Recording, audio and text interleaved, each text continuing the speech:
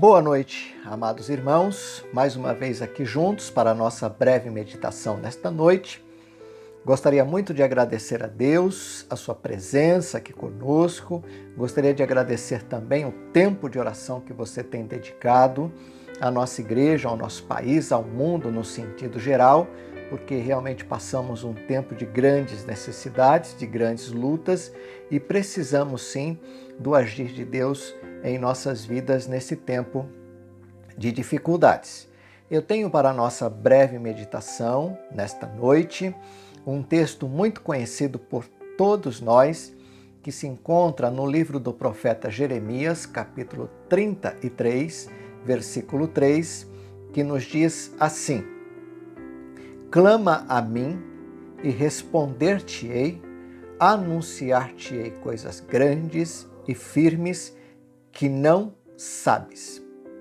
Este versículo, meus amados, se encontra e está inserido dentro de um contexto histórico realmente deprimente, complicado e muito difícil, não só na vida de um povo, de uma nação, de pessoas, como também na vida de um homem que fora chamado. E aqui, desde o capítulo 32, enfim, todo o livro do profeta Jeremias, observamos um homem que fora chamado para anunciar, apesar das grandes dificuldades, esperança. Na verdade, Jeremias foi chamado para anunciar esperança em um tempo de caos, em um tempo de grandiosas dificuldades, um tempo realmente deprimente, complicado, não muito difícil, não só na vida de um povo, como disse, mas também na vida de uma nação, pois havia caos em todos os sentidos. Caos religioso, pois as pessoas preferiam acreditar em mentiras anunciadas por aqueles que se consideravam profetas do Senhor. Caos político, pois as autoridades políticas estavam vendidas a um regime sem direcionamento para o bem, a um regime completamente voltado para mentiras e para o mal. Havia naquele tempo um caos financeiro, porque a cidade estava cercada e sitiava, ninguém comprava, ninguém vendia, ninguém podia entrar e nem sair da cidade. Também havia, naquela época, um caos familiar, pois nas famílias já não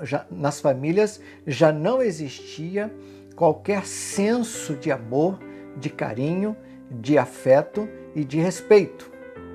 Mas para o profeta, o caos que se instalara na sua vida era um tipo de dor física e um lamento interior, porquanto ele considerava de modo muito presente e pessoal o distanciamento do povo com relação a Deus, pois haviam na prática dado as costas a Deus e preferiram, ainda que na instituição do caos, da dor, da angústia e de todo o sofrimento de uma cidade sitiada, confiar em mentiras, confiar no poder de um exército que neste momento já vivia uma sentença de derrota. As pessoas preferiram, neste tempo, se lançar na confiança de um tipo de política suja que se distanciava da verdade e decidiram as pessoas, ainda que para piorar muito mais a sua situação, lançar na prisão a única voz que anunciava o que lhes poderia trazer salvação. Prenderam um profeta do Senhor, um homem de Deus, aquele que anunciava aquilo que conhecemos como boas novas, sobretudo em um tempo em que reinava aquele caos, um caos destruidor. Isto por conta do homem ter desobedecido, ter dado as costas ao único que poderia salvá-los, Deus, nosso Senhor, Criador dos céus e da terra. E aqui chegamos onde finalmente queríamos chegar ao finalizarmos a nossa breve reflexão nesta noite. Em meio a todo o caos, instalado pelo incômodo de se ouvir e obedecer à voz de Deus, um homem cuja vida e testemunho incentiva a todos nós neste tempo presente. Um homem que, em meio à descrença, à violência, ao apego à mentira, à audiência incontida para ouvir e desejarem o mal, e que, reconhecendo este homem o poder de Deus, reconhecendo que não há nada que seja demasiadamente difícil para ele, que este Deus a quem ele anunciava e cria de fato ser a verdade, era benigno em sua essência, que domina sobre todos os exércitos, cujos olhos estão abertos e sobre todos. Este homem é levado a um tipo de firmeza e confiança tal em Deus que se desconhece, amados irmãos, nos dias em que vivemos hoje. Um tipo de confiança que o faz, embora sofrendo os abatimentos de uma população que desacreditava de Deus, que vivia um tempo de verdadeira apostasia, cujo desejo dos corações era, de fato, o desconhecer a Deus e os seus cuidados e a sua misericórdia. Este homem daquele tempo, chamado Jeremias, também precisamos encontrar em nossos dias. Um homem que recebe do próprio Deus as palavras que lemos no início da nossa fala. Clama a mim e responder-te-ei, anunciar-te-ei coisas grandes e firmes, coisas grandes e ocultas que não sabes.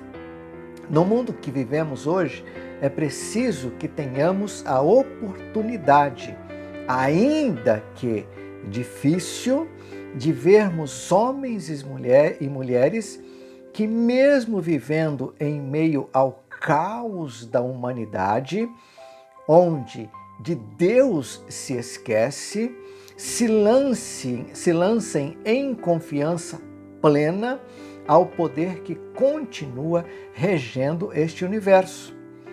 Deus, em sua essência benigna, tem em seu comando não somente os exércitos celestiais, como também as forças bélicas que dominam o coração humano.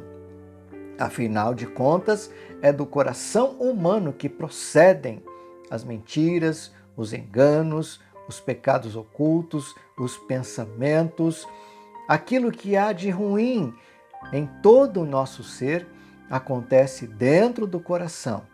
Mas é preciso que, em meio ao caos da humanidade, em meio a toda a maldade, em meio a toda a mentira, em meio a todo o exagero pecaminoso que nós estamos presenciando, é preciso que exista alguém que possa ouvir a voz de Deus e clame a Ele, e que a resposta de Deus venha com poder, venha com graça, venha com misericórdia, e que o anúncio de coisas grandes, coisas ocultas, cheguem ao coração, cheguem ao seu coração.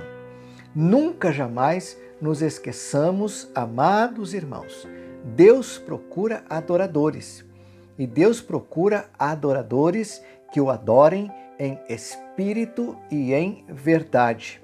Nunca jamais nos esqueçamos que Deus quer abençoar, que Deus quer falar ao nosso coração e que Deus, em sua infinita misericórdia, encontre em nossa geração, encontre em nosso tempo homens e mulheres crianças, adolescentes, jovens e adultos, idosos, pessoas que possam clamar a Ele e que Deus, em sua infinita misericórdia, em seu poder, em sua graça, revele a cada um desses homens e mulheres coisas grandes e ocultas que ainda não sabemos. Tenho a certeza absoluta que se o povo de Deus, e este é um versículo que fica como tema para todos nós durante esse tempo de reflexão de dificuldades.